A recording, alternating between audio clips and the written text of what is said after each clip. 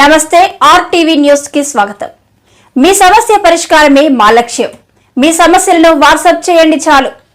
9492726238.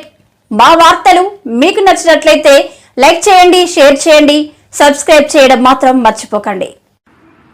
అల్లూరి స్ఫూర్తిని యువత ఆదర్శంగా తీసుకోవాలి. అల్లూరి స్మార్ట్ పార్క్ అభివృద్ధికి నిధులు కేటాయింపు. రాష్ట్ర శాసనసభ స్పీకర్ చింతకాయల అయ్యన్న పాత్రుడు.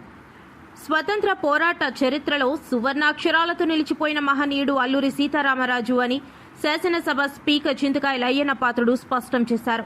శనివారం అల్లూరి జిల్లా కృష్ణదేవిపేట అల్లూరి మార్కు పార్కు వద్ద రాష్ట్ర సృజనాత్మకత సాంస్కృత సమితి జిల్లా యంత్రాంగ ఆధ్వర్యంలో అల్లూరి 129వ జయంతి వేడుకలు నిర్వహించారు.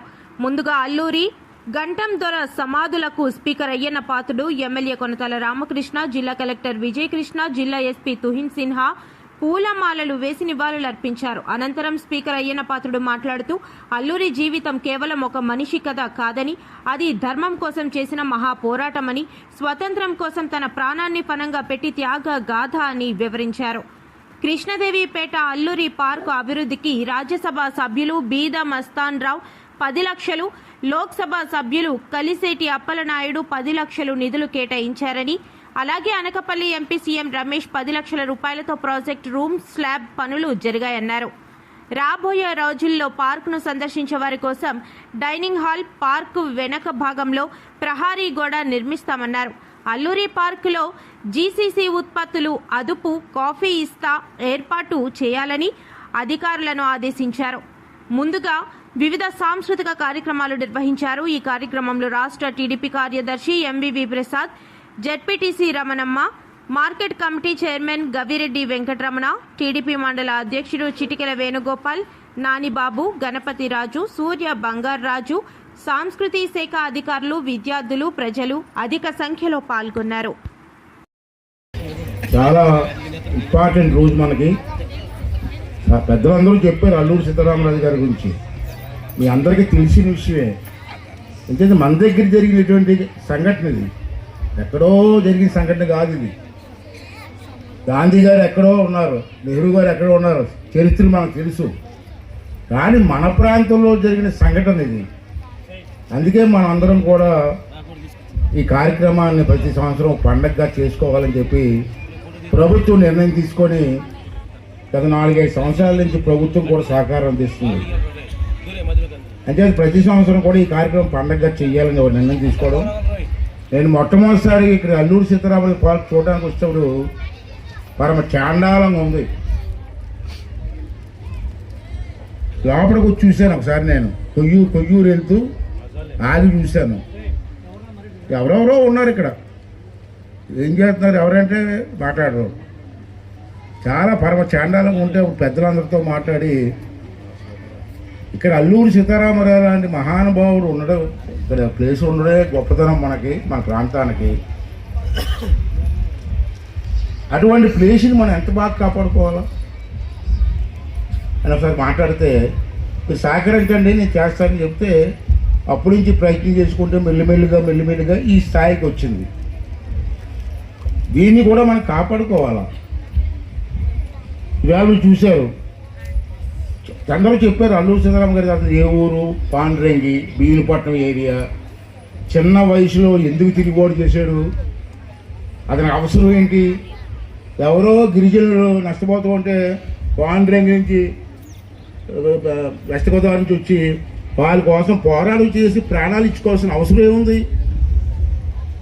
అది ఆలోచించి బాబా గిరిజనులకు అన్యాయం జరుగుతుంది ఆదుకోవాలని చెప్పి తల్లిదండ్రుల్ని ప్రేమించిన అమ్మాయిని నేను వెళ్ళిపోతున్నానని చెప్పి వెళ్ళిపోయి పోరాటం చేసి ప్రాణాలు పోయాయి. అంత త్యాగం చేసి కూడా ఈ రోజులు ఎవరు కబడతాడండి?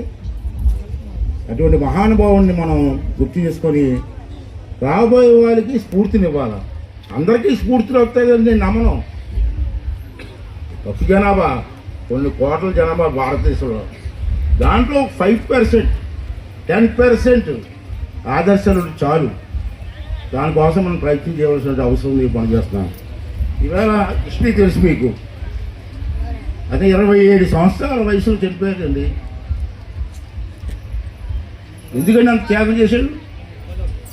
అతను బాధ గిరిజనుల్ని కాపాడాలి, పేదవాళ్ళని కాపాడాలని. అతను స్మృతిగా అందరికీ కూడా పాఠాలు చెప్పింది వేరు, డైరెక్ట్గా ఇక్కడికి వచ్చి చూసింది వేరు. ఆ స్ఫూర్తి వేరు. స్కూల్లో పాఠాలు చెప్తారు, అల్లూరి సీతారామరాజు గురించి అందరి గురించి చెప్తాం, అది వేరు. అదే ఇక్కడికి వచ్చి చూస్తే ఆ స్పిరిట్ వేరు, ఆలోచన వేరు. దానికి తగ్గట్టుగా ఇది తయారు చేసుకోవాలా. అందుకే నేను దప్పదప్పాలుగా డబ్బులు తీసుకొచ్చి కార్యక్రమాలు చేసుకుంటూ వచ్చాం. మొట్టమొదటిసారిగా ఈ కార్యక్రమానికి కలెక్టర్ గారు ప్రతి సంవత్సరం, అంటే కలెక్టర్ గారి గవర్నమెంట్ ఆదేశాల మీదుగా ప్రతి సంవత్సరం కూడా 2 గవర్నమెంట్ ఫంక్షన్ అని చెప్పి 2 లక్షల రూపాయలు ఆర్థిక సాయం చేసుకొస్తాం. దాంతో కార్యక్రమాలన్నీ తీసుకొస్తున్నాం. రెండోది ఏంటంటే కలిశెట్టి అప్పలనాయుడు గారని మన ఎంపీ కాదు, విజయనగరంలో ఎంపీ. పోయిన సంవత్సరం నేను ఈ కార్యక్రమం చేస్తే ప్రెస్లో వచ్చింది. ఆ ప్రెస్లో అతను చూసాడట టీవీలో, కృష్ణదేవిపేటలో అజెండా బోధన కార్యక్రమం చేస్తున్నారు, చాలా బాగా చేస్తున్నారు, మనం ఏదో చెయ్యాలని చెప్పి అది ఆలోచించింది.